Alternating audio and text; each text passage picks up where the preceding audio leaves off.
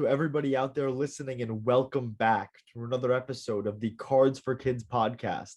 I'm your host, David Egloff, and I'm really excited about the interview we have for you guys today. Now, this podcast is brought to you by Cardz For Kidz, where we uplift spirits one card at a time. Don't forget to check out our Facebook, Twitter, Instagram, and of course, the company website. I promise any little bit of help that you can do makes a huge difference. And with that, let's take it on to our interview for today. And for our interview today, we have a very special guest, Robin Nwankwo. And please, Robin, introduce yourself to the audience. I am the mother of Ike Nwankwo, founder of Cardz For Kidz. I am just a super fan. I work as a dietitian, diabetes educator in my professional life. And that means that I am aware of the health field and health issues and concerns and in and out of the hospitals and that kind of those needs and experiences. So here I am. Now, Robin, before we talk today, I asked you to come up with a quote, to bring a motivational or inspirational quote. If you could please, when you're ready, read for us that quote that you brought today. The one that of the two that I sent, the one that really sticks in my mind is by Charles Swindoll, and it's each day of our lives we make deposits in the memory banks of our children. That is a resounding truth for me. As a young parent, I learned that making memories was the biggest gift that I could give my children, and that those memories, if they were positive, would help shape and guide their lives for the rest of their lives. So it's always been a focus for me as to how will my action or our activity or event be recalled or remembered by the children. I have 4. Ike has 3 other siblings. And that's, so to hear this is very true. Those deposits have really paid off. Do you have a favorite one? Children. A favorite one, a favorite memory? A favorite memory deposit, a favorite time that you can recall back. We lived in student housing in Ann Arbor, Michigan, and that generally means that you're pretty poor. We did not have a car. So if I had to, we had one car and my husband would take it. So of the 4 of us, we would have to walk probably about 8 to 10 blocks to go to a store, and their little legs, that would be pretty tiring for them. But we would make it an adventure. So we would sing songs like Going on a Lion Hunt, and we'd walk across the field and we'd talk about the grass, swish, swish, swish. And we'd sing all kinds of songs as we walked to the store and then we'd walk back. So the kids always felt like that was an adventure when it was just a basic errand. We were sweating, they were tired, but they had fun. So that still sticks in my mind. It's how awesome they were to endure such an experience and still think of it as fun. That's amazing. And I think that you ingrained that in Ike as a child, and then eventually he took on the adventure of founding Cardz For Kidz. And I can only assume that you've been in this process with him, knowing about his plans for Cardz For Kidz and his ambitions, since it was literally just an idea in his head. Do you think that Cardz For Kidz now is what you expected it to be? No way. I never thought that it would become international, that there would be locations in various countries. I don't even remember the number of countries, and I didn't go to the website to get it to cheat and look to see.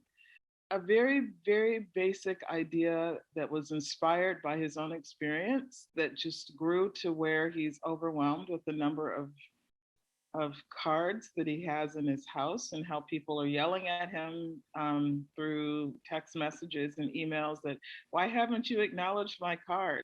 Who would have imagined?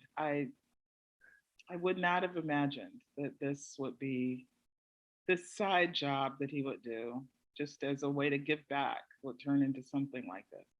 Well, the company started out of his own house originally, right? Right. And then it grew to this point where it's international. He has people working for him. He has interns now. That's crazy. Yeah. That's true. That's what I'm just blown away at. And it's not slowing down. It seems like it could, because we've looked at other operations that are similar, that don't have the same focus, but he's stayed true to the heartbeat of hand delivered cards, distribution to children, and he's expanded to seniors. It's still growing. Is there anything in particular that, as Cardz For Kidz' biggest super fan, that you're the most proud of, that you look at and you just, it just blows your mind and how they're able to do this thing?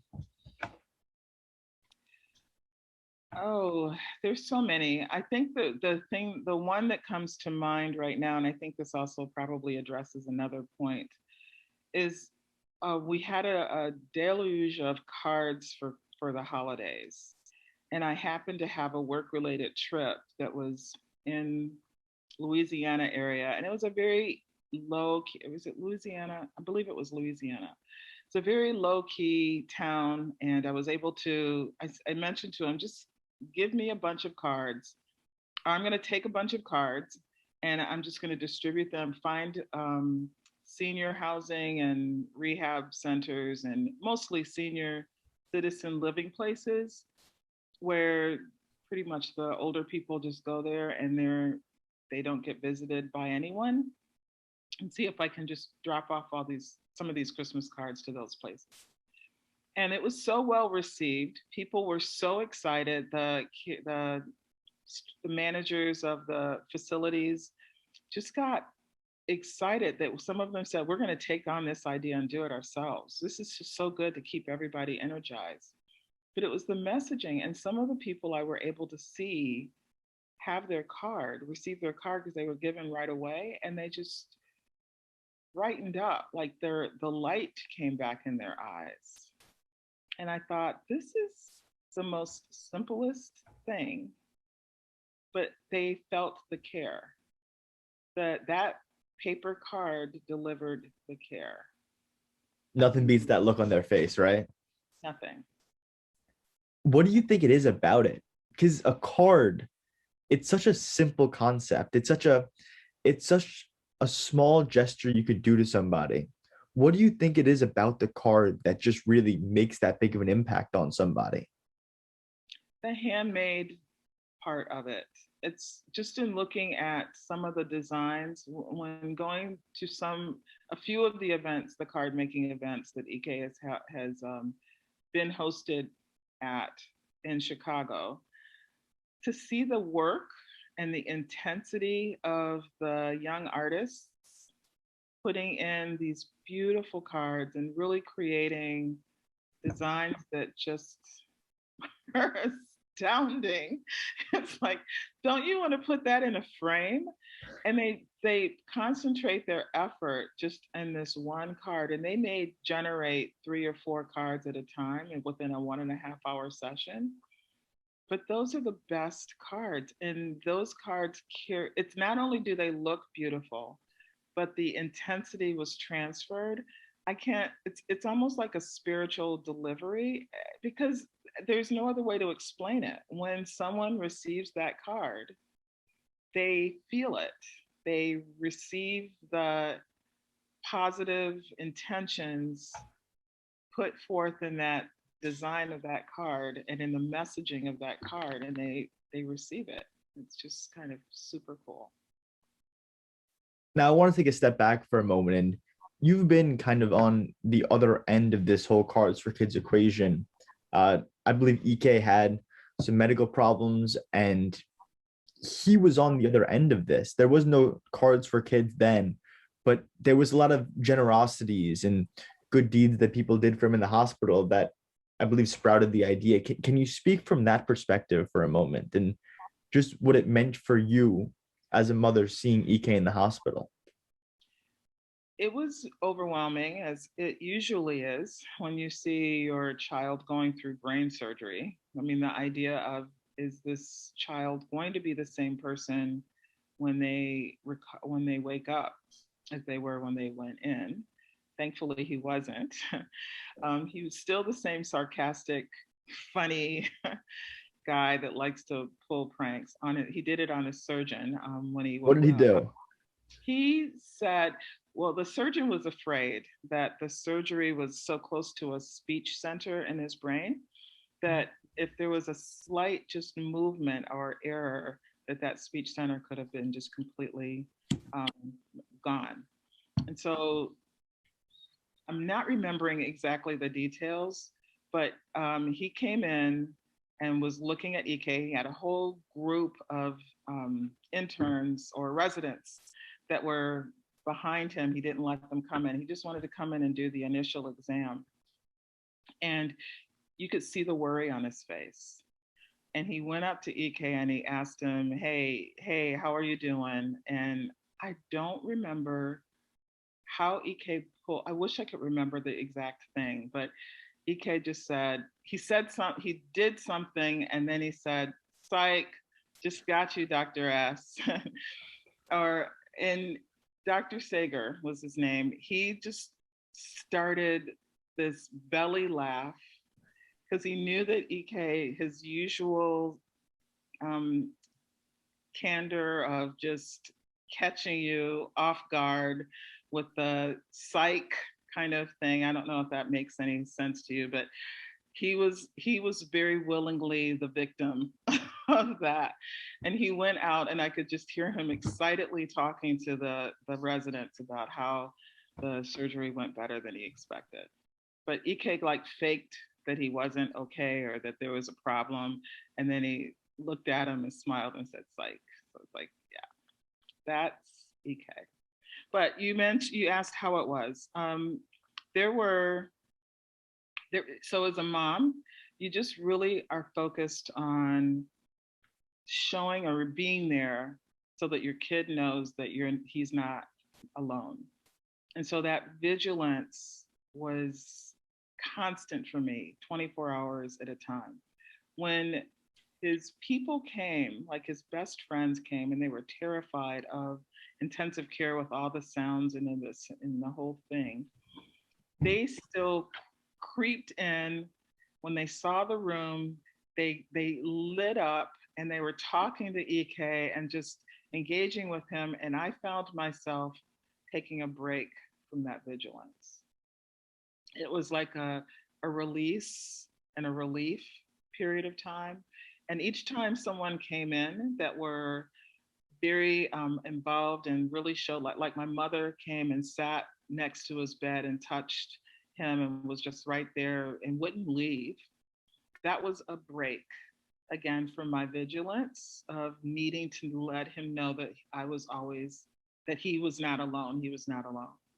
And I think back on that and I think this kind of caring is what is important.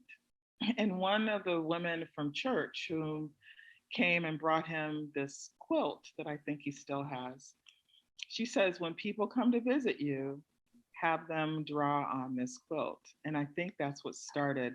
He then required everyone that came to visit him to draw a picture. And he had this room full of pictures that we had to collect when he was released from there. And he took most of those pictures back to his house. And they're like decorated on frames on the walls, if you can still see them from all the boxes of cards. And that's I think that's what generated the idea of how can you continue passing this kind of concept, this I care to people and have those opportunities to have a break from their own series of procedures and tests and messaging and the whole loss of my regular life. I just want to go out and play. But instead I'm stuck in this bed, that kind of thing. Just have that break. And That's pretty cool. Sorry for the long story. No, never apologize. You spoke about this vigilance and how you were there to comfort him and just let him know that he's not alone. Do you think that the cards serve in a similar way of just sending a message out there like, hey, you're not alone in this? Somebody thousands of miles, maybe even from another country, is out there making this card for you and letting you know that you are not alone in this battle. I think that's exactly it, especially when you look on the website and you see the smiles of the people that have received the cards. Those aren't just fake post smiles. They're like genuine from the heart that when you look at them, you just want to keep looking at them again and again because they just warm your heart all the way down to like your belly, just warms deep, deep down in. And I think that's definitely what the cards do. And that's the power of the cards.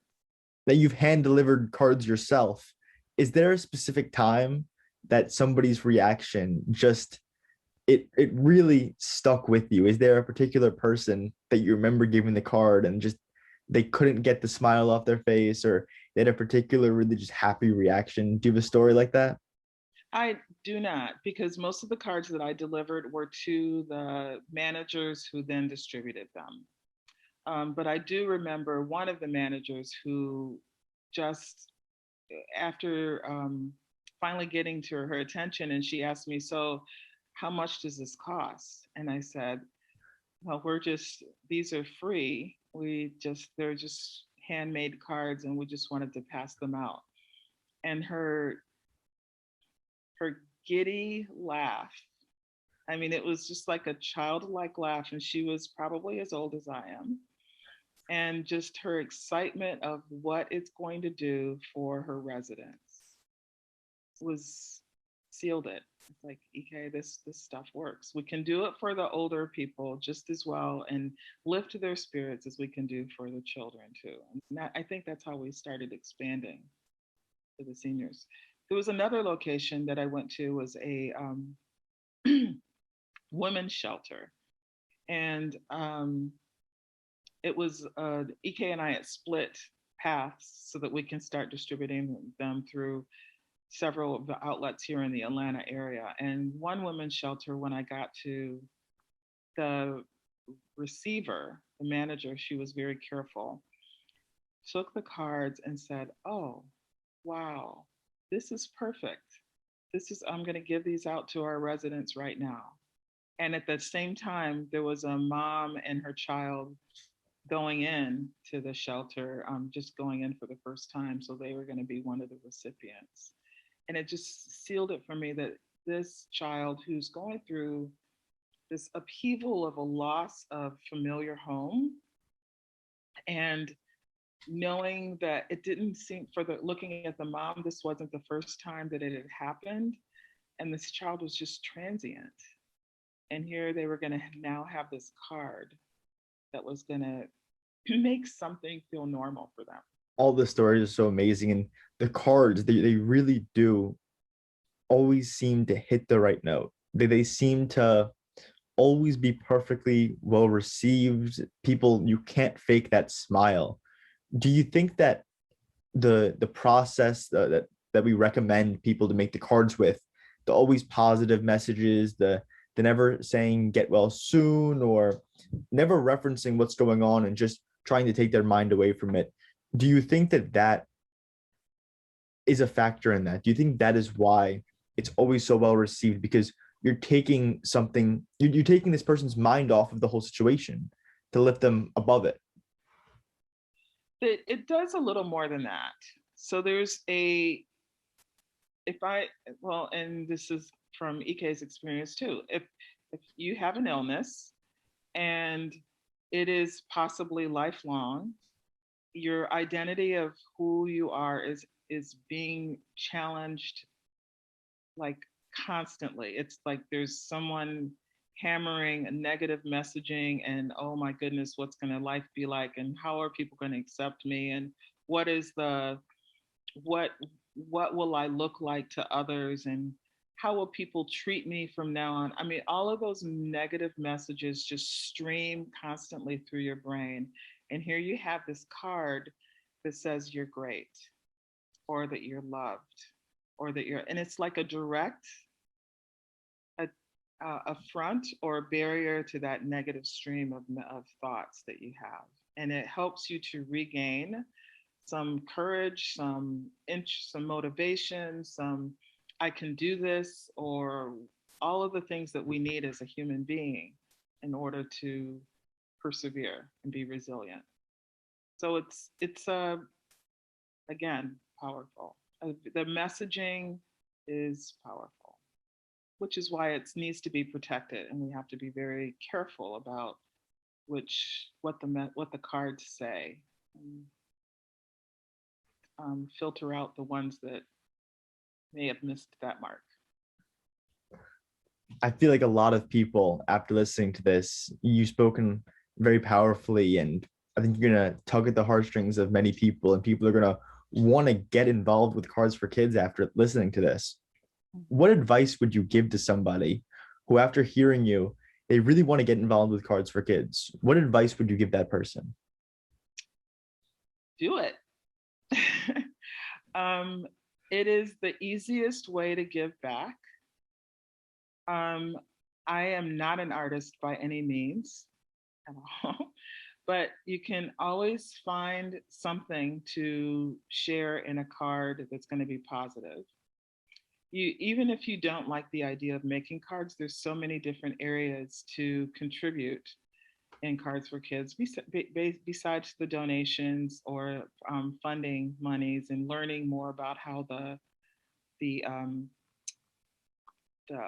equipment that is purchased and the supplies that are purchased for particular groups or hospitals.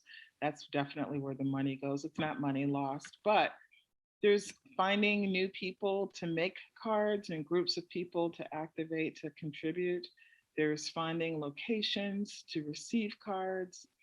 There's, we haven't, the map on the Cardz for Kidz website of the locations hasn't completely filled the entire United States left yet. So there's still, or North America, so there's still more to go. We could use more languages because of the different areas that speak Spanish only or French only, or others Russian. I think there's even kind of cool. So yeah, there's hundreds of ways to join or be a part of Cardz for Kidz. Even doing what you're doing. We love always getting more volunteers too. Anybody who wants to volunteer, whether you're in the Chicago area or not. To count cards is needed. Oh my gosh, yes. Take some cards out of EK's living room. Yes. Well, Robin, I thank you so much for taking the time out of your day to come talk to us today. Yeah, thank you so much for coming on. Thank you. Have a great day. Thank you so much for doing it. And with that, this episode of the Cardz for Kidz podcast has come to an end. Thank you for listening. I encourage you all again to check out our company website, Instagram, Facebook, all social media to learn more about us and what we do. My name's David Egloff, and I'll talk to you next time.